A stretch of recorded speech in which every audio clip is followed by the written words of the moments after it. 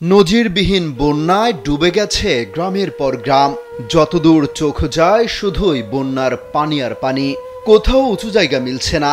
নোয়াখালী, ফেনী, লক্ষ্মীপুরের অবস্থা এতটাই খারাপ যে বেশিরভাগ এলাকায় উদ্ধারও চালানো যাচ্ছে না, কারণ আগাম সতর্কতা ছাড়াই হু হু করে ঢুকছে উজানের পানি। পরিস্থিতি যেন ঘন্টায় ঘন্টায় খারাপের দিকে যাচ্ছে। নতুন নতুন এলাকা পানিবন্দী হয়ে পড়ছে। দেখা দিয়েছে খাবার ও বিশুদ্ধ পানির তীব্র সংকট।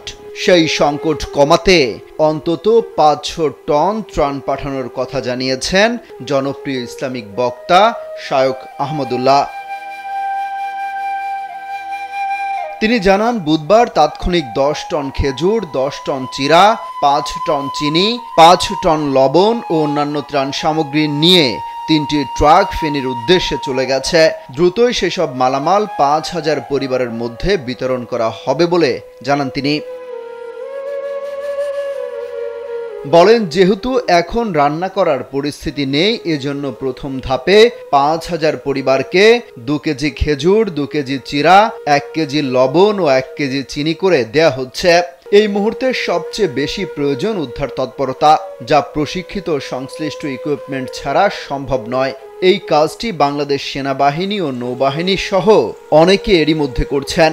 স্থানীয়ভাবেও যার যার জায়গা থেকে সবাইকে উদ্ধার কাজে যোগ দেওয়ার আহ্বান জানান তিনি।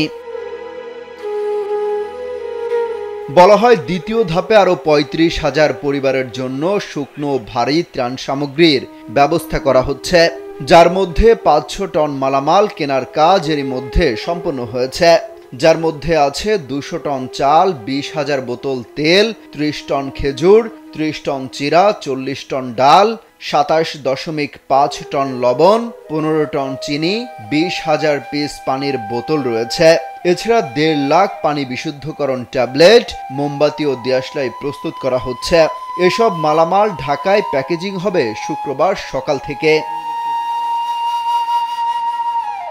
অমিত হাসান রবিন, কালবেলা।